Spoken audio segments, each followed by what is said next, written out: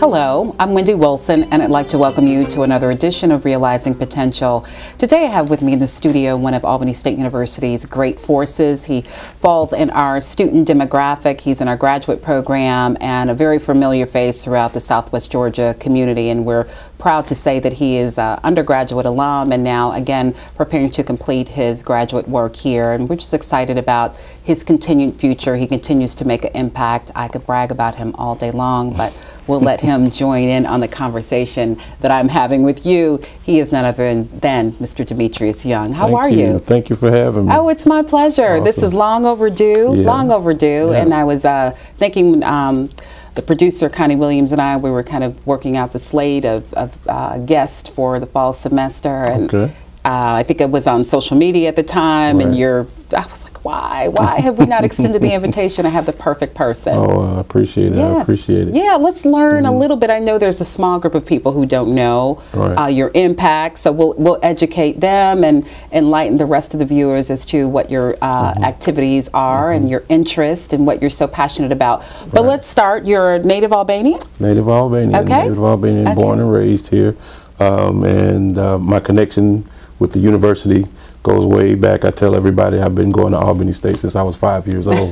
I attended the Margaret, I guess it's Hazard, the preschool over on the old campus when I was 5 years old. So I started there, and just throughout my life had a connection with the university all the way throughout in many of the programs here, summer programs. I always bragged that I was on the internet in the 80s before everybody knew about the internet, because actually what became the internet was came through here at Albany State in the old computer science lab, and I was in a summer program that allowed us to connect through that connection to other students at UGA and around the university system back in the 80s. So through there, coming up to my, I guess, traditional undergrad experience, I actually took a little detour and went to our rivals up at Fort Valley, because being local, you always want to go out of leave home. Yes. But I eventually came back home to Albany State and got started in political science with the venerable, I don't know if you remember Dr. Hollis. She was she was over the political science department at that time, but she really tried to infuse technology even back then, late 80s, 90s, into political science, and I got into computers and then took another detour into IT, and that detour led me into an IT career for about 20 years. Okay. And so when I kind of got my feel of that, I lived out in Colorado for raised my kids basically out there, and when we moved back here, wanted to come back and see if I could finish out that political science degree, and so glad I did, because it's really been just a very good experience, edifying experience. Not that I didn't love my career in IT, but it was just I knew I had something out there to do, and this is just kind of tying up those loose ends, and finished up my undergraduate last year, and over with Dr. Dankwa and Dr. Ilufiede, and there's some wonderful men, and just have been just thoroughly captivated by their instruction here. We have some world-class instructors here. Indeed, we do. And just blessed to be here. Indeed. I did not know the IT piece. I just, you make assumptions. Exactly. I said, maybe there was a military stint, because I knew that you were out in Colorado, and that you would come back, and you were kind of the quintessential Renaissance man, because you were just, you have your hands in so many different areas, making an impact, and then your greatest achievement, I always compliment you on, you've 3 girls? 4 girls. My oldest, she's 23, and she actually stayed in Colorado. So she was started school out there, and she's still out there working and doing well. And I have a 18, 17. Then I have an 11-year-old daughter. Yeah, but and you're still sane. Yeah, well, barely. Yeah, we constantly talk about that, sharing that with a colleague about it's the one thing in life that is both rewarding and challenging all the time. At the same time. At the same time. But you've done an outstanding job with your 4 girls. I'm not sure where I got 3 from. Yeah. But again, that I didn't realize that there was that IT stint. But but I want to really kind of focus on, before we go a little further in terms of what the future, your plans are. So we talked about the political science piece, and let's kind of delve in a little more as to the genesis of that. I know many of the viewers out there know your mom. Exactly. For those who do not, but I'm sure that has since you came into the world and continue to evolve, that was just instrumental in terms of your overall development. So let's speak a little bit about that. Well, my mother was Attorney Mary Young Cummings, the late Attorney Mary Young Cummings, and she was the first black female attorney here in Albany. She was also a HBCU alum. She did her undergraduate at Savannah State and then went on to get her law degree from Howard. My father was in the Air Force, and they met in Washington, D.C., and he's actually from here in Dougherty County, and they moved back here and settled into Albany. And my mother worked with C.B. King during the Civil Rights Movement. My mother was, of course, very active in the Civil Rights Movement, and became active as the transition started from the Civil Rights Movement into, I guess, sort of a black inclusion into the political world. So after the Albany movement here, the transition to political action became getting everything, I guess, kind of pushed toward being into politics and being allowed to hold office, because one of the things that my mother was able to do, she sued the city of Albany back in the 70s to get away from at-large elections.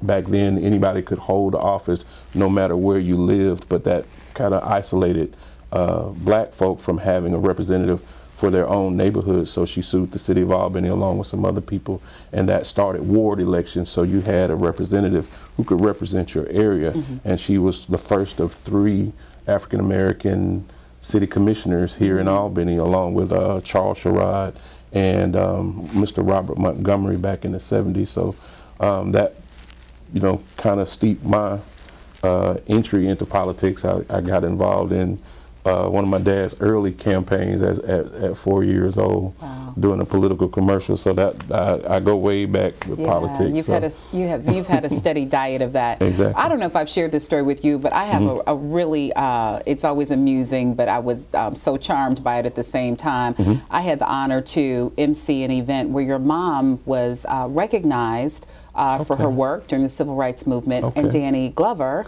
gave her the award. I remember that. I remember that. What was so amusing, he was so in awe and enamored of her, and she was in awe and enamored with him, and so both of them just kind of starstruck.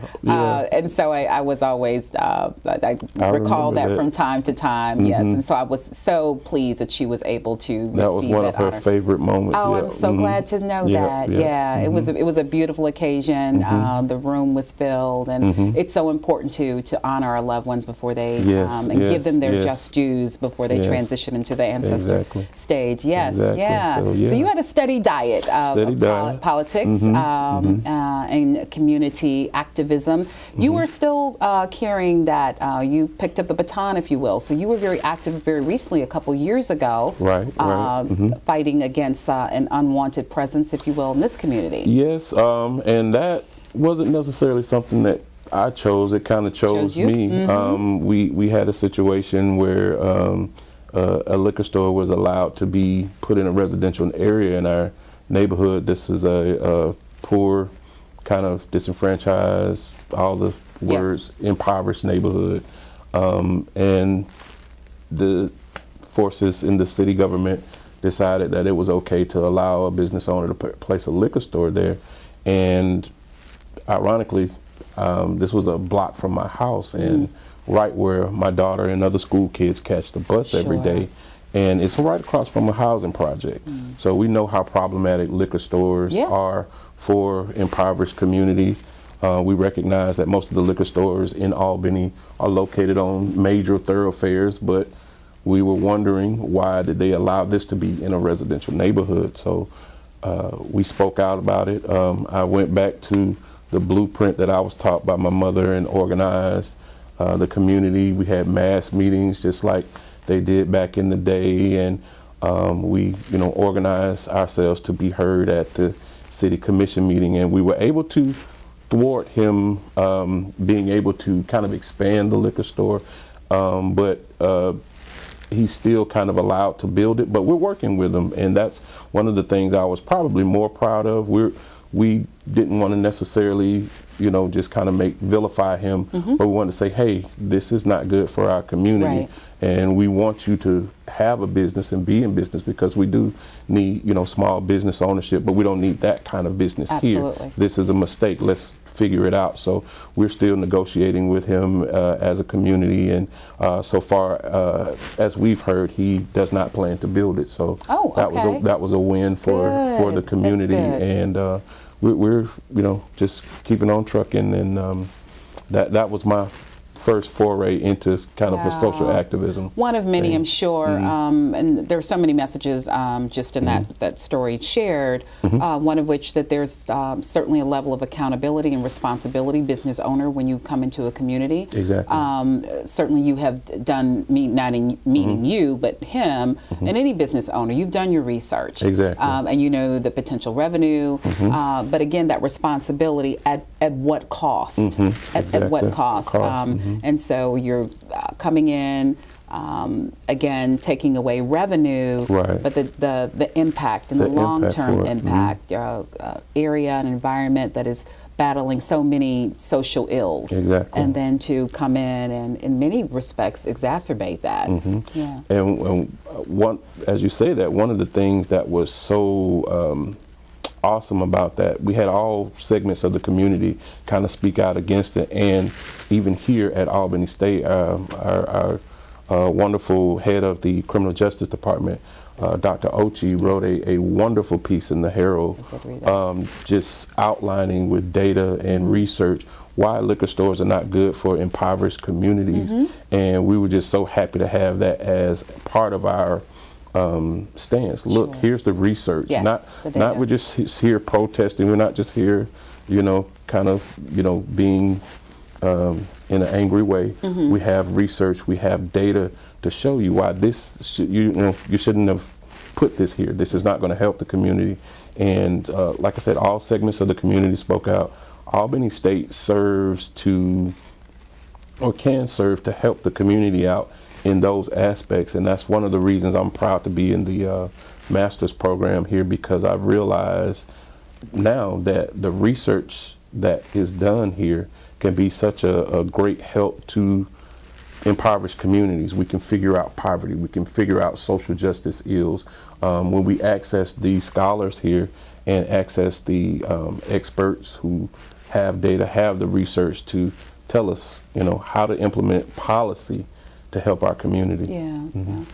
I was listening to you attentively, but then I also, my mind just kind of segued for a minute. I believe it was John Hope Franklin's, who did Before the Mayflower? Do you remember the book Before the Mayflower? I believe it was in that text. I think you're right. I think you're right. And I'm going to go back and figure and determine if that's it. But there is a chapter dedicated to how alcohol was used as a form of control and gifted to slaves at certain times of the year, and the way that it was labeled or named, freedom or joy, or but again, we know the impact that it can have, and especially with Native American community. Yes, that's right. That's right. Rampant rates of alcoholism. When that was, deliberately placed in their culture. Well, good. Well, thank you on behalf of the community, that immediate community that you reside in, and then for the larger community globally, if you will, as setting another example as to how you, and I love your example of the blueprint that your mom left. That it certainly does, can make a difference. Definitely, definitely. It's a part of the political process.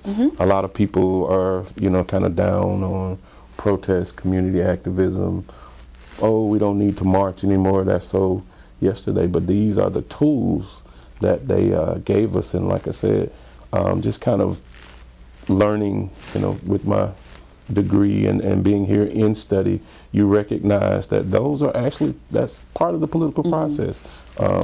The civil rights movement was something that everyone benefited from. Certainly. Because it you know, paved the way for not only black folks, but women, LGBTQ community to have a place within our government, within our country, and be protected because our forefathers and mothers fought for those rights, not just for us, but for everybody to take part. That's right. That's right. Pave the way for generations to come. I'm curious, have you started giving thought to your thesis?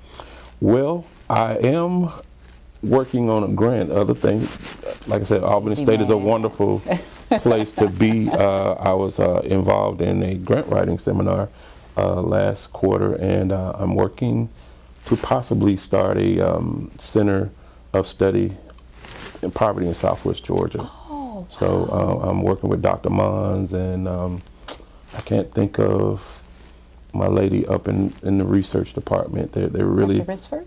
Dr. Rinsford, okay. Yeah, they've really been helping me try to put that together. So yeah, I got quite a few irons in the fire. Yes, you do. Yes, you do. Yes, you do. A possible political run. So. Oh, of course. Stay tuned. Stay tuned. That was always just understood in the back of my head. You've got to carry on the tradition with that. You have so much going on constantly. That's just your makeup, and certainly we benefit from that as well. But I was just having a conversation with a colleague in my office yesterday. We were having a meeting, and they were having a moment. It gets stressful around this time of year. And I said, what's the balance for you? And they remained silent. So that let me know that there was none. And you have to do that. Have to do that. So what's how do you create balance? What does that look like for you, sir? Well, I have to do better. I have to do better with that balance. But, you know, when I guess I do try to balance it, is, of course, we talk with music. And I really need to do more of that. But music, and I think just kind of enjoying friends and things like that. Right now, it's such a whirlwind, but balance is always the key to keeping it moving. It is. Okay, we'll have to be accountability partners, because I've been failing at that a lot lately, so we'll have to do regular check-ins on that. I did not give you the homework assignment that I typically give our guests, so but I know you'll do well with this.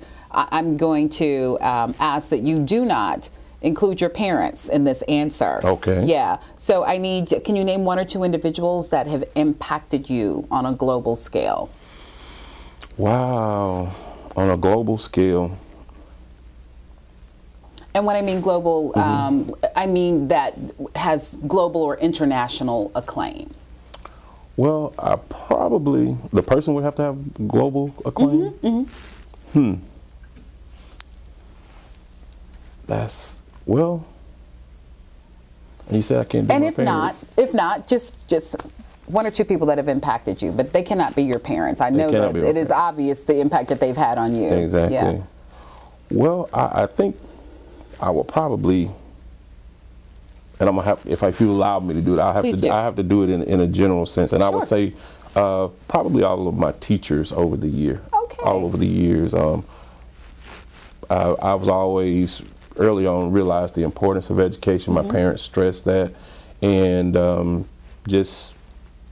I have teachers who I can remember their faces all the way back to first grade. You know, from Miss Forrester in first grade all the way up to Dr. Dankwa and Dr. Ilufiede now in my studies here at Albany State. But they educators are so, you know, here in our country, unheralded for what they impart in us, more than our, not more than, but you know, in I guess in contrast to our parents, because they shape us, they allow us to become who we are, and teaching us what we should know about ourselves. And instructors, teachers are my greatest heroes. All right, great answer, great answer, great answer. That was not my calling. Okay. Yeah, I learned that early on. Yeah, go out walking, doing a perp walk in some of these classes. Right. Not here at Albany State, right. but it just requires a level of patience. And students come to you with so many needs, desires, and plans for their life, and you're responsible. That's a heck of a responsibility. It is, and so I certainly liken it to a calling, and don't take that lightly at all. Right. Thank you for joining me today. Thank you for having me. Yo, it's my pleasure. I look forward to you coming back, making some announcements, telling us what that thesis work is like, and those grants. You are certainly a key part of the fabric of Albany State University. And what I'm most proud and honored on behalf of the community is that you could have stayed in Colorado. Right. You could have gone anywhere and shared your gifts and talents with whatever community, but to come back home, because so many people do not. So we're honored that you did that, and so honored that you continue the legacy of your parents. Thank you so much. You're I appreciate that. My pleasure. My pleasure. Viewers, thank you so much for joining me for this edition of Realizing Potential. I'm Wendy Wilson, and I will see you next time.